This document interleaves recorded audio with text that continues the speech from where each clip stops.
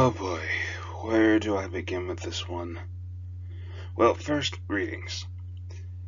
Hello everybody, it is I, the Rambling Collector, here with another book ramble for all of you, and today I'm going to be covering the novel Quinn by River Isabelle Polsgrove. Now, you all have seen my videos of some of her other works, but I'm going to tell you guys right now, this one takes the cake. And honestly, this has got to be one of the darkest stories I've ever read, and more importantly, one of the most bitter.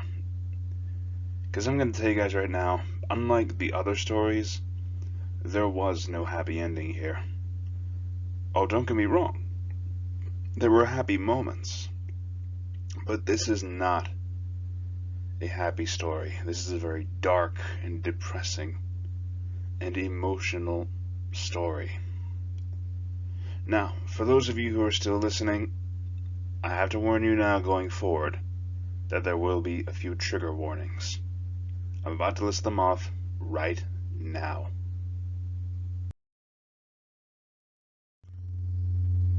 So I'm going to warn you guys that Quinn contains child abuse, child molestation, and rape. If this makes any of you all uncomfortable, please click off the video right now, as this is not a happy story, and if you are sensitive to these topics, please click off the video right now. For those of you who are still with me, let's get on to the review, shall we? But just keep this in mind though, you have been warned.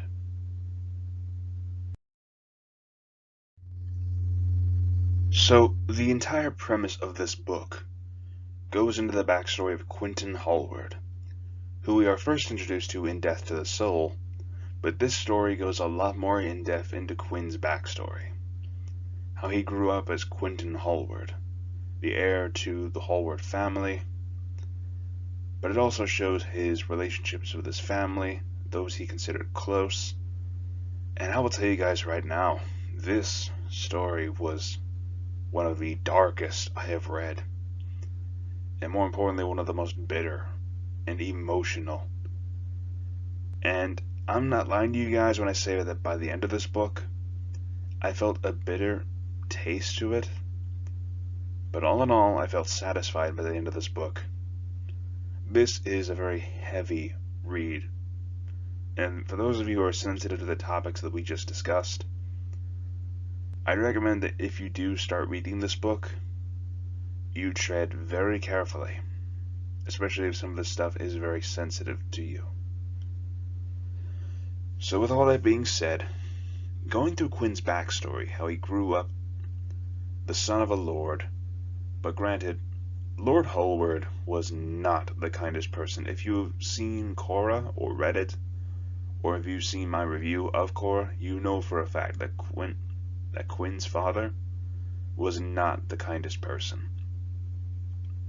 As a matter of fact, he essentially abused Quinn all of his life, hell, locking him in a dungeon for months for just embarrassing him.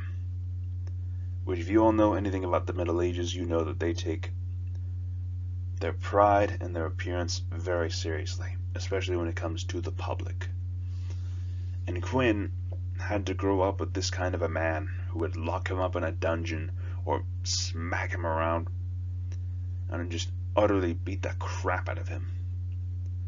The only bright spots in his life were his friends Marie and Daniel, but also his younger brother Edmund.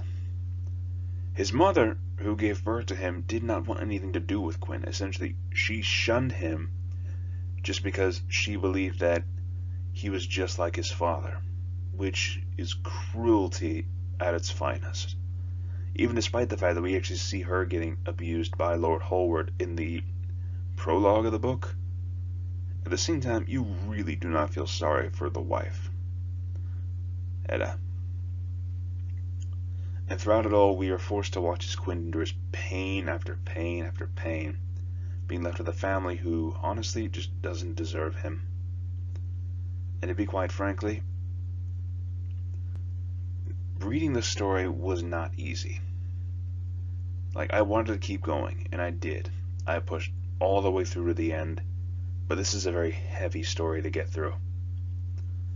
But more than that, some of the other topics that were discussed, such as child abuse, and the child molestation and rape that I mentioned before, there is also a part played in there.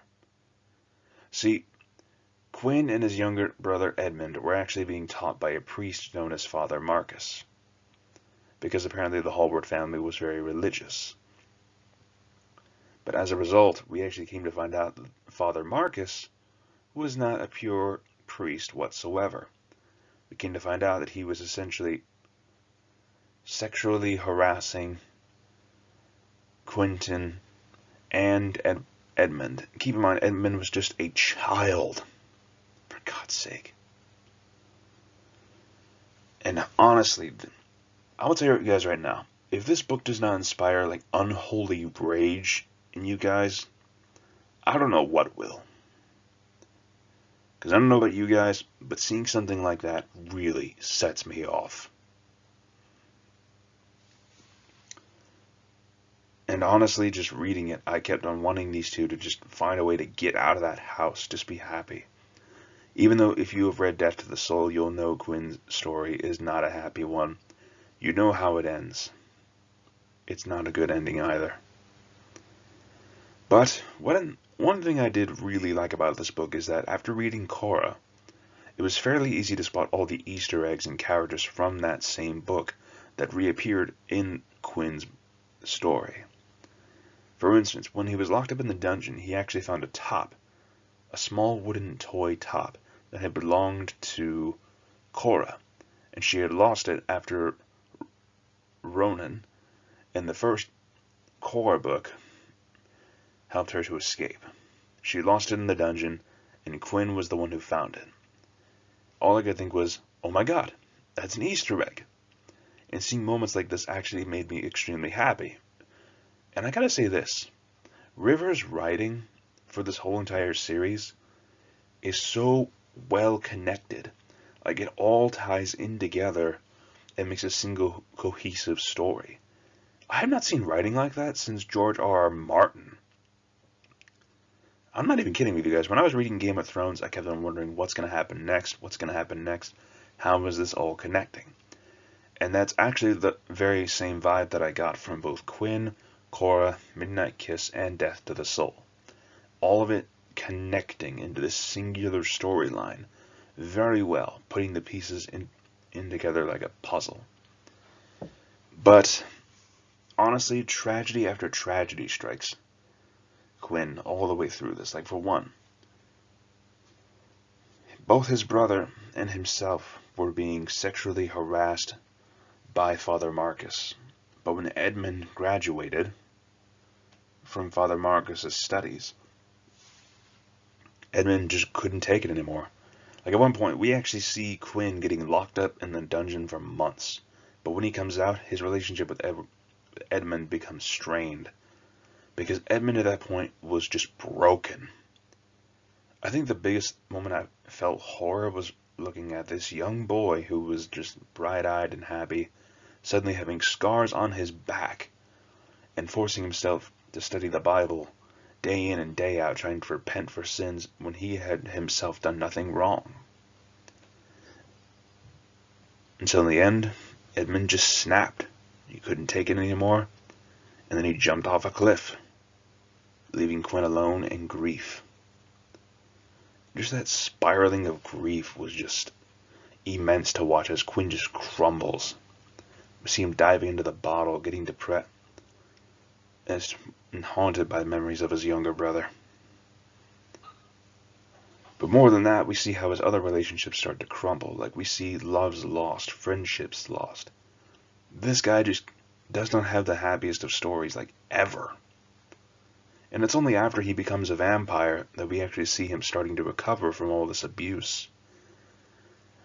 And then we actually do see the Quinn that we get to know in Death to the Soul starting to emerge.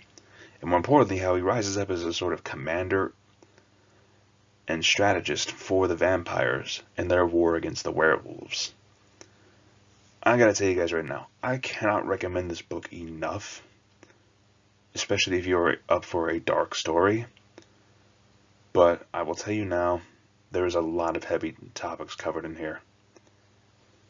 But anyways, if you all haven't figured it out already, you already know what score I'm going to give this one. But either way, let's get on to it, shall we? So all in all, I gave Quinn a solid 10 out of 10. I highly recommend you pick this one up after reading Death to the Soul first. I'd recommend you pick this one up just to see more of Quinn's backstory. If you want to see how he became the man he is in Death to the Soul, more importantly how he became a vampire, and more importantly what his family life was like, then I'd recommend you do pick up this book. But be warned when you do. Anyways, you guys, if you've stuck around to the end of this video, thank you so much for listening to this crazy man's rambles. And if you did like this video, feel free to leave a like or a comment down below. Or if you want to hear more, subscribe.